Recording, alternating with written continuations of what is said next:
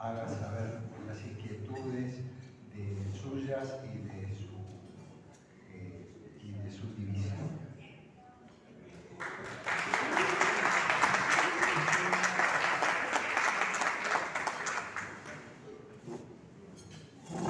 Muchas gracias por la presentación.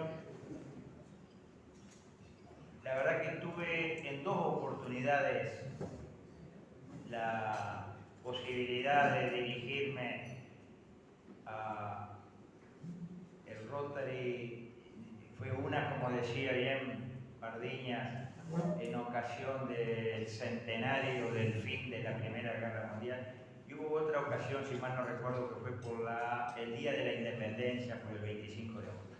Y no me acuerdo si tuve alguna otra oportunidad, pero claramente la historia me apasiona, me gusta y estoy siempre a las horas. El otro día fui a un club, íbamos a cenar y le faltó el historiador y ahí me barajaron en el aire y en vez de hablar de Cabildo, hable del 25 de agosto y bueno, ya hablamos del 25 de agosto. Pero hoy no, hoy voy a hablar de Cabildo.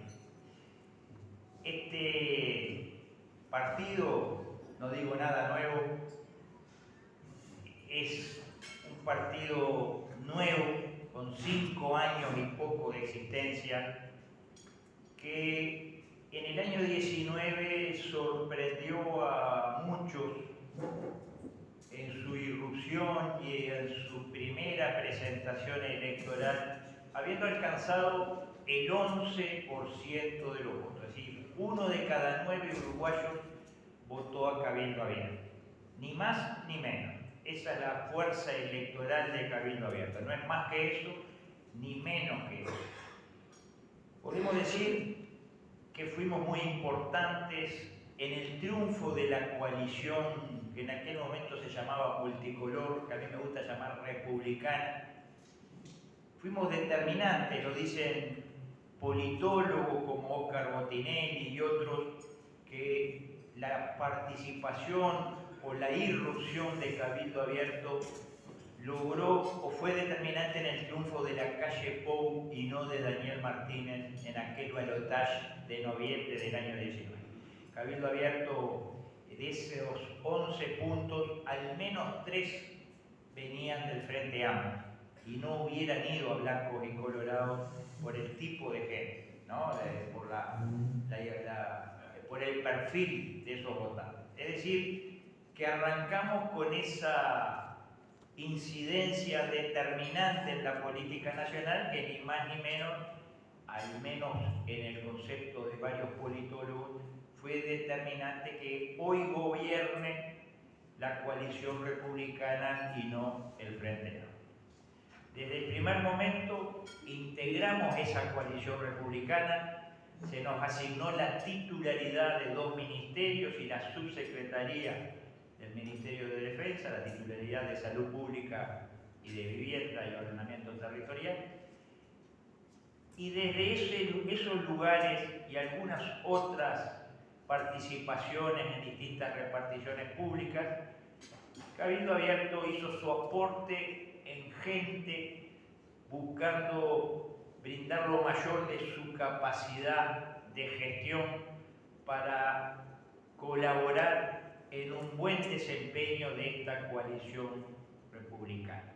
Quiso el destino que pocos días después de instalada la nueva administración, 13 días después, estallara la pandemia y ese Ministerio de Salud Pública, normalmente un ministerio de un perfil más bajo, adquiriera el protagonismo a partir de ese momento y durante un par de años fuera sin lugar a dudas el punto de atención de la mira de muchísima gente.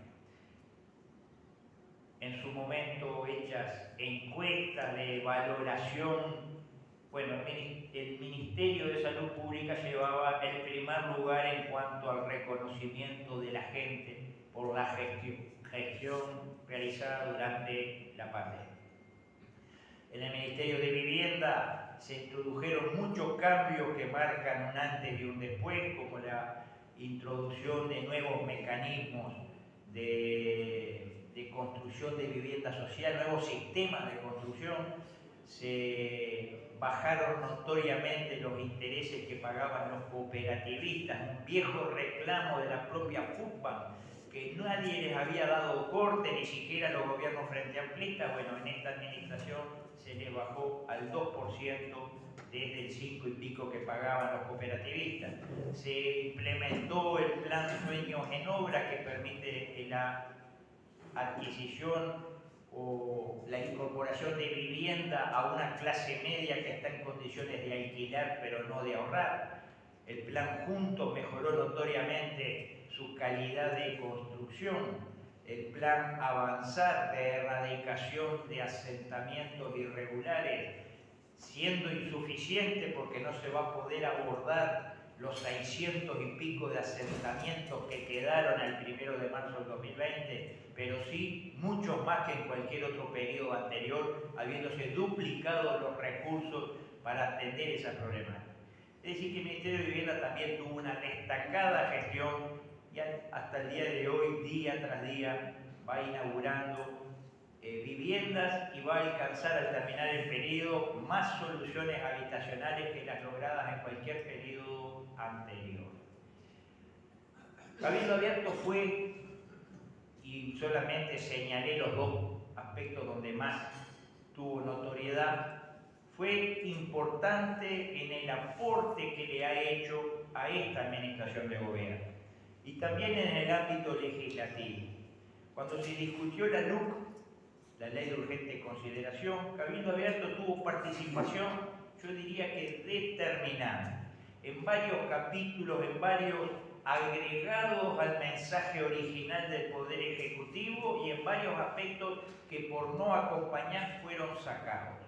Uno de esos aspectos, estamos convencidos nosotros y están analistas convencidos, de no haber sido por la participación de Cabildo Abierto, seguramente la LUC hubiera sido derogada, dada la escasa diferencia que hubo cuando se realizó el referéndum el 22 de marzo del año 22.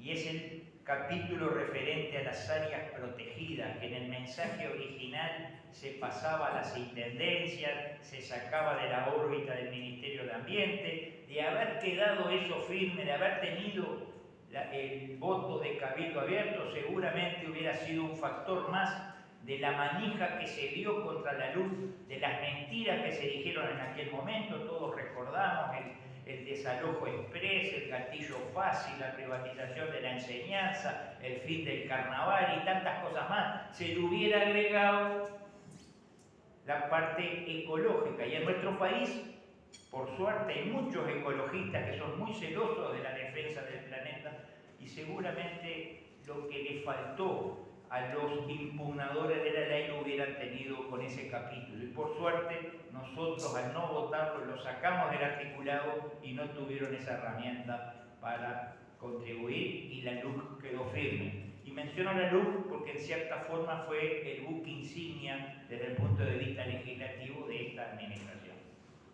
Los aportes que hemos hecho en materia de leyes de presupuesto, permanentemente buscando mejorarle salarialmente a los más renegados de la administración pública, leyes de rendición de cuentas, bueno, partidas especiales para determinadas áreas que eran para nosotros de alta sensibilidad. Siempre hemos sido parte de la solución a muchos problemas y no parte del problema. Y quiero resaltar también nuestra participación en la reforma de la seguridad social, donde claramente hubo discusiones públicas y nosotros creemos que mejoramos sensiblemente el proyecto.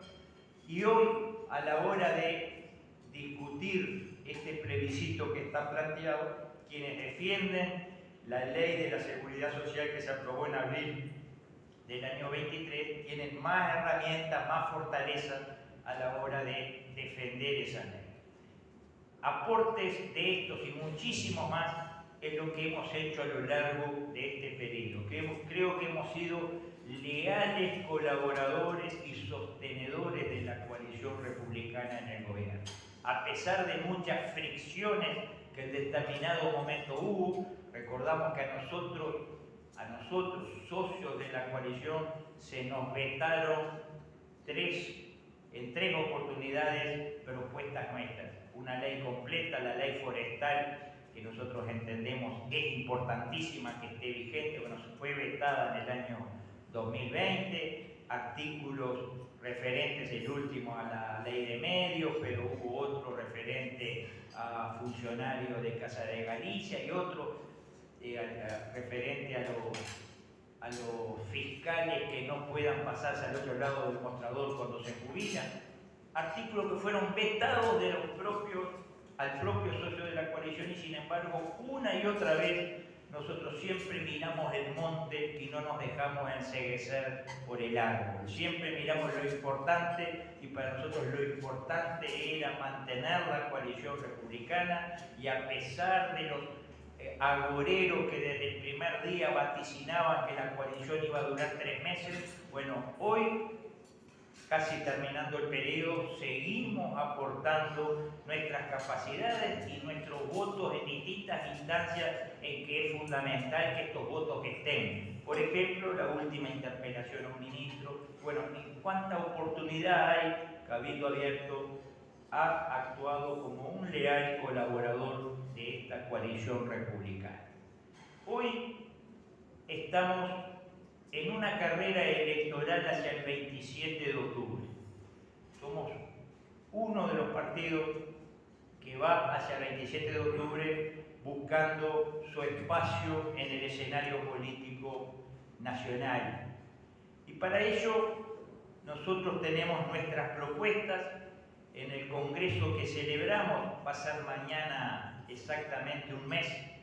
En ese Congreso se aprobó nuestro programa de gobierno, lo que son las propuestas claras en cada una de las áreas, propuestas que son públicas, están en nuestra página web, pero casualmente esta tardecita en el Hotel Columbia lo vamos a lanzar públicamente a los medios de prensa, aunque ya están los medios de prensa hace tiempo en conocimiento de lo que es nuestra propuesta. Y esa propuesta abarca todos los aspectos que afectan a la calidad de vida de los uruguayos. Abarca los aspectos, yo diría, comunes a todos los programas de gobierno, como educación, salud, vivienda, pero tenemos nuestros matices y nuestros enfoques diferentes. En materia de educación, nosotros insistimos con el cambio de fondo en la educación, el cambio en los contenidos.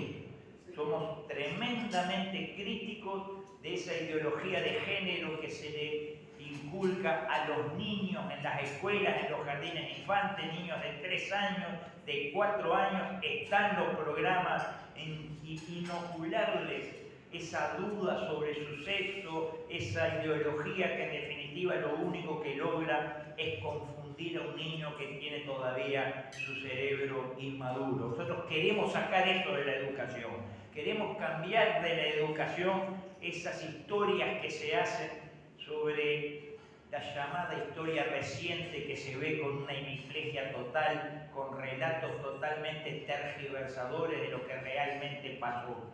Nosotros queremos cambios profundos y que se prepare al niño, al joven, para enfrentar la vida, para enfrentar los desafíos, los obstáculos que va a tener en la vida, para poder desarrollarse por sí mismo, para lograr desarrollarse él y su familia en base al fruto de su esfuerzo personal.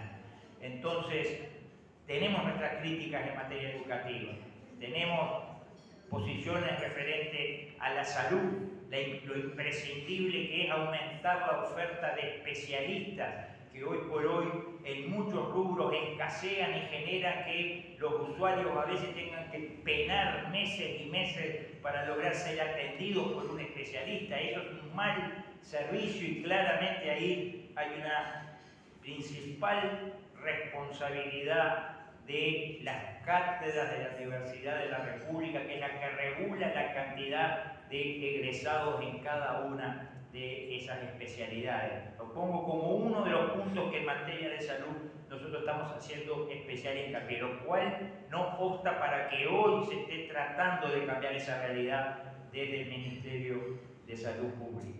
Podemos hablar de muchos temas, pero hay algunos temas de nuestra propuesta en que nosotros estamos insistiendo casi que en solitario. Yo quiero hacer especial hincapié en algo que me habrán escuchado 1000 veces, que es el tema de las deudas de las personas. La situación a la cual se ha llegado de centenares de miles de uruguayos considerados deudores irrecuperables y que merecen una solución de una vez por todas.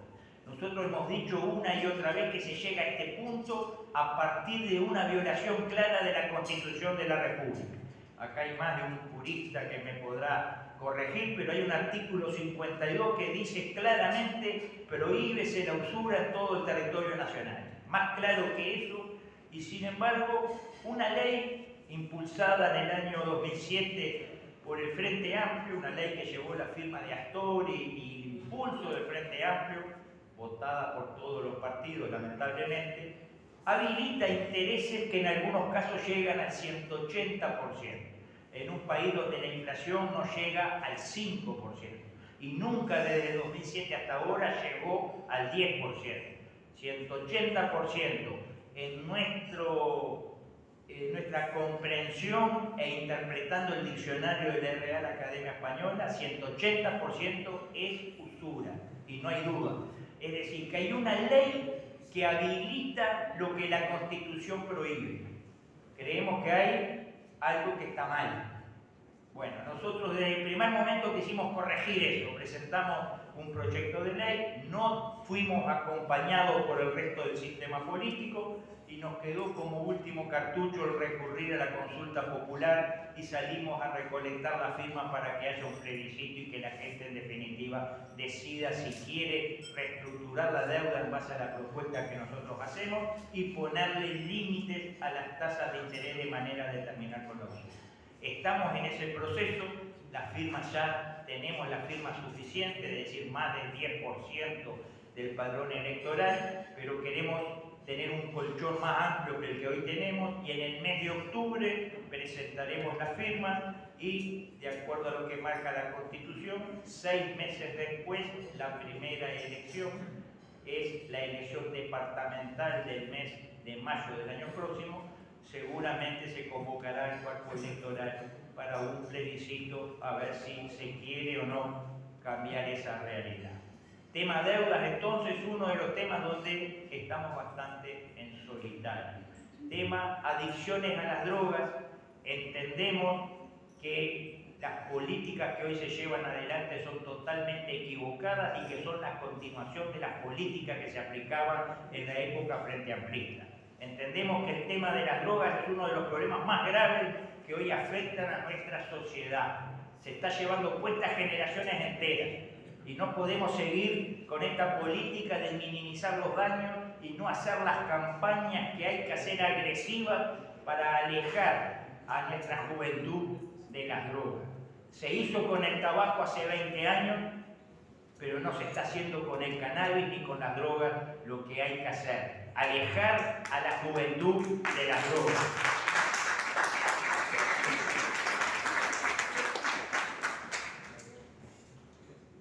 Nuestra propuesta, digo que es en solitario porque no hemos tenido el apoyo ni siquiera de los socios de la coalición, ni que hablar del Frente Amplio, que es el promotor, el impulsor de la legalización del cannabis recreativo y de toda esta inundación de droga que hay en nuestra sociedad. Es más, en su programa de gobierno actual, el Frente Amplio habla de regular la venta de otras sustancias, es decir, la cocaína, el éxtasis, el LSD, tal vez quieran venderlo también en farmacias como se vende el cannabis. Eso es gravísimo y yo pienso que cualquier ciudadano de este país tiene que tener mucho cuidado con el poder que va a darle a quien sea el 27 de octubre, que no se termine destruyendo lo que queda por destruir todavía de nuestra juventud, de nuestra sociedad. Estamos también en solitario en muchas de las propuestas que en los últimos días ha sido noticia en materia de seguridad pública. Cabildo Abierto, desde el primer día, desde que Larrañaga era el ministro, le hemos presentado al ministro del Interior, yo personalmente, primero a Larrañaga, después a Heber, después a Martinelli, por escrito propuestas para cambios en algunas de las políticas de seguridad pública para de una vez por todas empezar a revertir una situación que por más que sea mejor que la que teníamos en la época frente amplista, sigue siendo inaceptable para el común de los uruguayos. Basta recorrer determinados barrios, determinadas zonas del área metropolitana y algunas ciudades como Durazno, Rivera, etcétera, para darse cuenta que los uruguayos están viviendo en condiciones inaceptables en materia de seguridad. Hemos hecho propuestas claras y en estos días esas propuestas que lanzamos en buena medida son las que venimos anunciando desde el primer día. Si hay algo de lo cual nosotros nos podemos ufanar, si cabe el término, es de que lo que estamos planteando ahora, de que lo que vamos a plantear oficialmente esta tardecita en el Hotel Columbia, lo venimos planteando desde el año 20, no aparecimos acá en el año electoral para tocarle la música que le gusta escuchar al elector para pedirle el voto. Desde el año 20 nosotros estamos planteando casi todo lo que hoy estamos nuevamente poniendo arriba de la mesa para que se trate. Proyectos que entendemos son necesarios.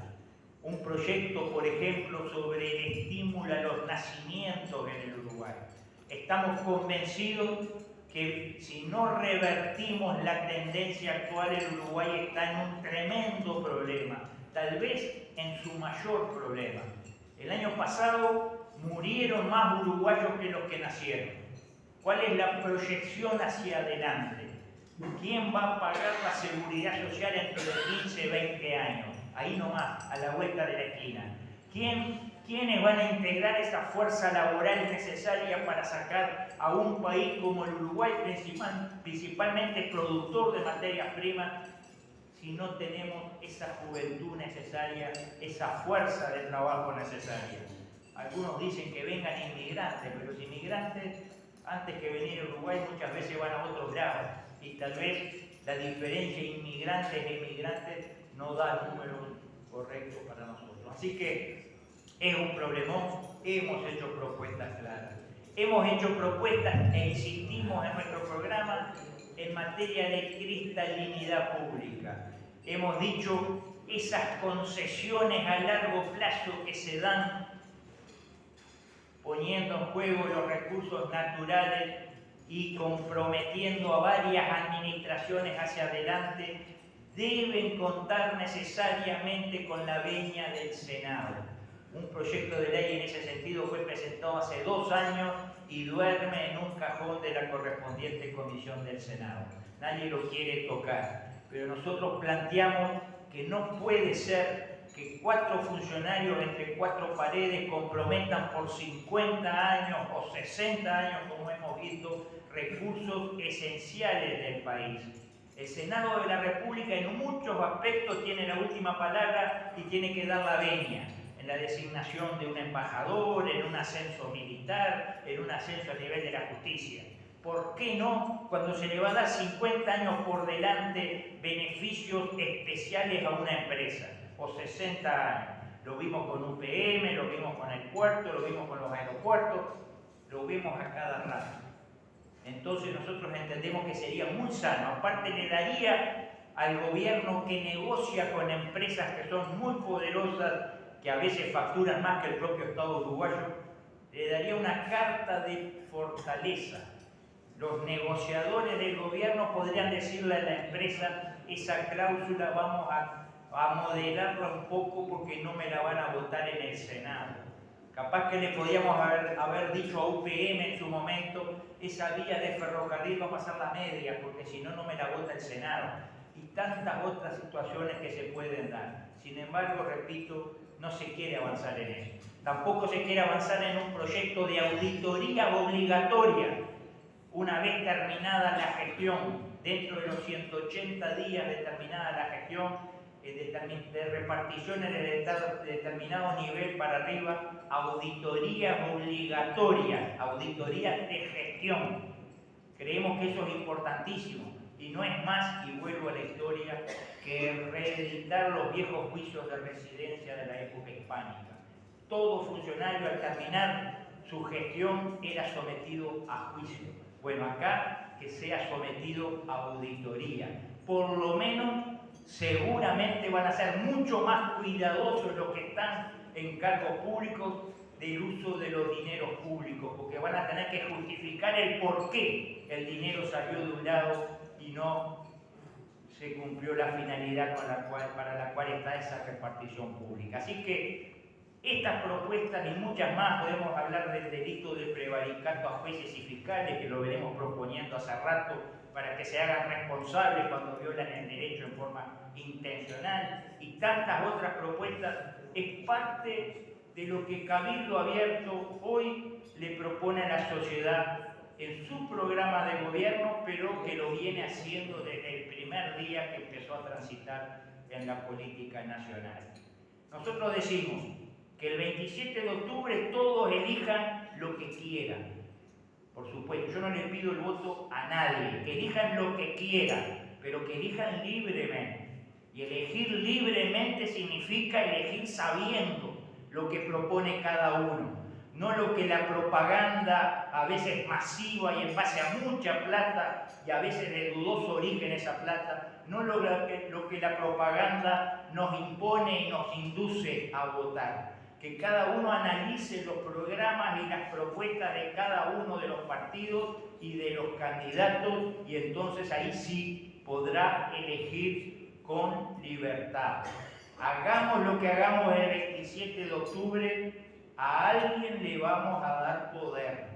Con nuestro voto, así sea en blanco o anulado, o con nuestro no voto, con no ir a votar, a alguien le estamos dando poder. Que ese poder no lo asuman aquellos que están exactamente en las antípodas de lo que nosotros pensamos. Que no lo asuman los que nos van a inundar de drogas la sociedad, que no nos asuman los que nos van a dejar en la situación de eterno endeudamiento en que estamos, que no nos asuman en definitiva los que han fomentado el deterioro social que tanto mal le ha hecho al país en las últimas décadas, y que si no estamos todos a la altura de las circunstancias, seguramente se continuará por ese camino de destrucción del tejido social, de la familia, de imponer la cultura de la muerte y tantas cosas que a todos nosotros nos afectan.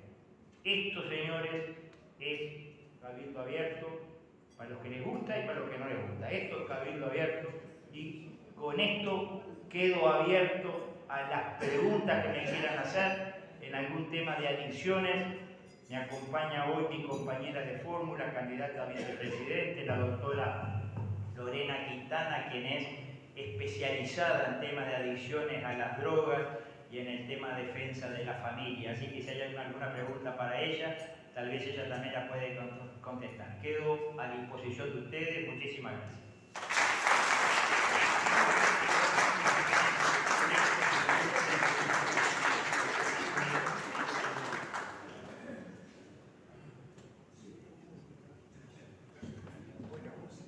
Mientras van pensando las preguntas, supongo que el auditorio va a tener una reconocimiento por su colaboración en la tribuna del día de hoy.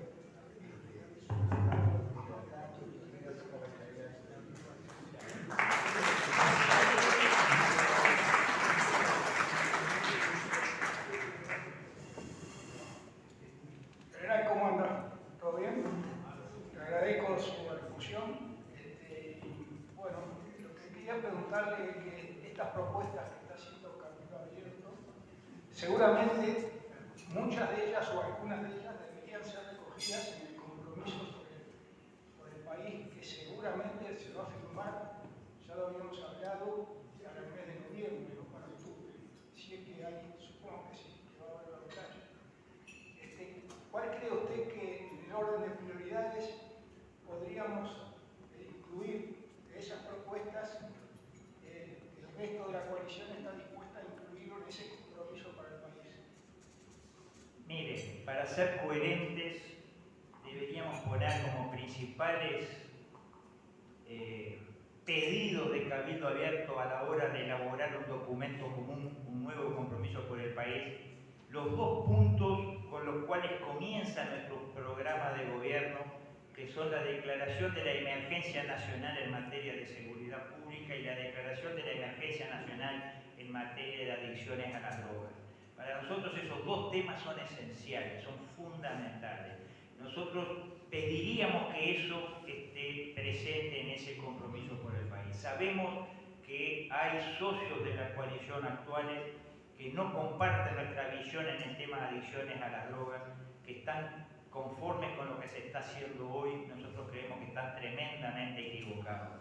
Por eso no decimos, no ponemos condiciones, no decimos si esto no está, no formamos la coalición. No lo estamos diciendo porque no queremos dinamitar puentes, siempre queremos dejar abierta la puerta para dialogar y para en definitiva poder formar un bloque con las mayorías necesarias para gobernar. Pero esos dos puntos para nosotros son tal vez los prioritarios. Podría agregarle la deuda, la defensa de la familia, que son temas también esenciales. Tenemos media docena más, pero los dos esenciales: seguridad pública. De nada sirve que hablemos de vivienda, salud, educación, de todos los derechos que tienen los ciudadanos si no le aseguramos el primer derecho, que es el derecho a la vida. Si no se lo podemos asegurar, de poco sirve lo demás. Por eso para nosotros es prioritario. Están asesinando a un uruguayo por día promedio, y eso es gravísimo, no nos podemos acostumbrar a eso. Por eso esa sería la prioridad. Senador, muchas gracias. El próximo gobierno se va a enfrentar seguramente a temáticas bastante complicadas. Tenemos un nivel de pobreza infantil que no se reduce, lo mismo adolescente. Tenemos un sistema de seguridad social que, pese a la reforma, no va a aguantar 30 años sin que haya otra reforma anterior. Tenemos un endeudamiento por las obras que este gobierno ha hecho, que son muy productivas, pero generan un condicionamiento a futuro, invirtiendo en este periodo más de $3.000 millones. El tema es, esta coalición funcionó con mucho eco externo. ¿Cómo está pensada la próxima coalición de gobierno republicana para que pueda tener institucionalidad y funcionar mucho más armónicamente? Sin lugar a dudas es necesario un funcionamiento más armónico. Yo lo he dicho públicamente, muchas veces nos enteramos de propuestas del Poder Ejecutivo cuando llega el proyecto al Parlamento. Y no estamos de acuerdo con tal o cual parte, y lo decimos. Nosotros nunca nos privamos de decir lo que pensamos de cada tema. Y eso termina generando un ruido, es una fricción, y ahí nos ponen el rótulo de los díscolos, de la piedra en el zapato, etcétera, etcétera. Rótulos a veces no muy amistosos, pero en realidad es porque no tuvo esa instancia de coordinación previa que se debió haber hecho y que podía haber limado cualquier tipo de aspereza. Yo creo que claramente los tiempos que vienen son complicados. Tenemos que cambiar el chip en muchas cosas. Nosotros en septiembre del año 22 recorrimos la sede de todos los partidos políticos. Fuimos a la sede del Frente Amplio, me acompañaba el senador Domenech. Fuimos a la sede del Partido Nacional, del Partido Colorado, del Partido Independiente. En el Palacio estuvimos con los partidos menores. Y a todos les propusimos crear una mesa grande para tratar los temas que son comunes a todos. No puede ser que un problema de la magnitud de las drogas y de las adicciones a las drogas, no solo el narcotráfico como delito, sino la otra parte, porque el problema de las drogas tiene dos caras. Una es la oferta, pero tal vez donde más podemos incidir es en el otro, en el de la demanda, en cambiarle el chip a los jóvenes. No puede ser que un tema de esos lo estemos planteado en clave de partido, que un partido propone y el otro, por mezquindad electoral, le pone el freno de mano y no lo deja avanzar. Y el país se queda sin soluciones. O el tema de la falta de nacimientos en el Uruguay, o el tema de la seguridad pública, o el tema del endeudamiento. Hay tantos temas que deberían tratarse en clave de país, en clave de nación y no en clave de partido político. Lo hemos recorrido y lo hemos propuesto. El Uruguay necesariamente tiene que cambiar su modelo. Con este modelo, desde la guerra de Corea hasta hoy, el país ha crecido menos del 2% anual en promedio. Cuando el mundo ha crecido al 4% anual. Cada vez estamos más lejos del mundo. Tenemos que cambiar el modelo. Eso significa flexibilizar las relaciones laborales, eso significa priorizar el trabajo nacional, la micro, pequeña, mediana empresa, el micro, pequeño, mediano productor, el comerciante, priorizarlo. No puede ser que cuando quiere venir una gran empresa de afuera pide 1000 beneficios o no viene. ¿Esto qué quiere decir? Cuando el Estado le concede esos 1000 beneficios, zona franca, le compra la energía al precio que quiere, le garantiza la educación que precisa, paz sindical, etc. ¿Qué quiere decir? Que el resto, el trabajo nacional, no tiene condiciones aceptables, si no vendrían igual, pero si no le damos eso no vienen. Entonces hay un reconocimiento en definitiva de que por este camino vamos mal, cada vez hay menos industria nacional, hay menos trabajo y bueno, el camino, como usted decía, el endeudamiento es cada vez mayor y todos sabemos que el mayor endeudamiento siempre tiene un final. Hay un momento que los prestamistas dicen no te damos más. Y ahí vienen las graves crisis que se llevan puestos familias, sueños, proyectos, se lleva puesto todo, las graves crisis. Creo que quienes estamos acá hemos vivido un par de esas crisis. Y bueno, y sabemos muy bien qué es lo que se puede dar en el futuro. Hay que cambiar el modelo y para eso necesitamos tener un gran acuerdo nacional. Incluso los que viven trancando todo van a tener que aceptar que o cambiamos el modelo o el Uruguay va todito junto hacia un precipicio. Gobierno y oposición, todos juntos vamos a un precipicio. Entonces tenemos que encararlo así. La próxima coalición seguramente va a tener reglas diferentes para evitar este tipo de fricciones que se han dado.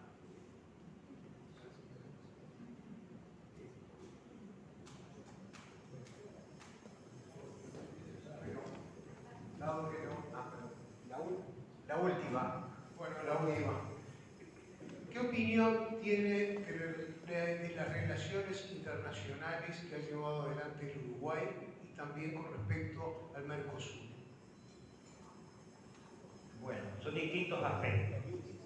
Referente al Mercosur, nosotros somos mercosuristas, pero no con este Mercosur, ¿no? Entendemos que el Mercosur tiene que ser una palanca que nos dé poder para ser sujetos de la historia y no objetos de la historia, para poder hablarle de igual a igual a los estados continentales que son los que hoy en definitiva marcan el rumbo en el mundo. Estados Unidos es un estado continental, Europa es un estado continental, China, India, Rusia. Si queremos poder hablarle a la misma altura, necesitamos formar parte de un bloque, de un estado continental que pueda hablar. Por supuesto que los líderes políticos de los países del Mercosur no han estado a la altura de las circunstancias. Nos bloquearon 5 años un puente y ha habido situaciones que han desnaturalizado el Mercosur. Pero nosotros pensamos que el barrio nos obliga, no podemos irnos del barrio por una alianza con China o con quien sea, romper con los socios del Mercosur es un salto al vacío de difícil o de muy incierto pronóstico. Somos mercosuristas, pero claramente insistimos, y en eso estamos de acuerdo con el presidente de la República, de buscar la flexibilización necesaria para poder entre todos negociar tratados con el mundo entero. Lo hemos hecho con México, estando en el Mercosur, en una determinada coyuntura, el gobierno de Jorge Valle. Bueno, hay que buscar esas rendijas, esas ventanas que nos permitan abrirnos al mundo y tratar de que el Mercosur como un bloque funcione diferente. Esa es nuestra visión. Ahora, siguiendo con la política internacional, yo comparto totalmente la posición de Uruguay en cuanto a lo que hoy está pasando en Venezuela. Creo claramente y sin doblez que Venezuela es una dictadura y que hay que decirlo con todas las letras y que lo que está pasando en Venezuela es inaceptable para el mundo democrático y que está bien que se lo denuncie.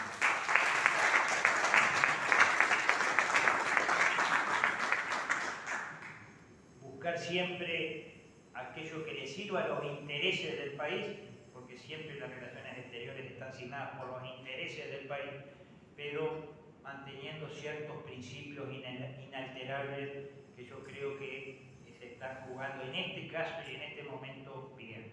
Es decir, que nosotros lo respaldamos lo que está haciendo hoy el gobierno en este tema en especial. Pero, repito, en el tema Mercosur, yo sé que tengo matices con mucho, porque hay gente que dice vamos a dinamitar todo y nos vamos, pero ojo con las consecuencias a largo plazo. Dependemos muchísimo de nuestros vecinos y nosotros en ese sentido creemos que lo que hay que buscar es lograr que funcione mejor y no la ruptura.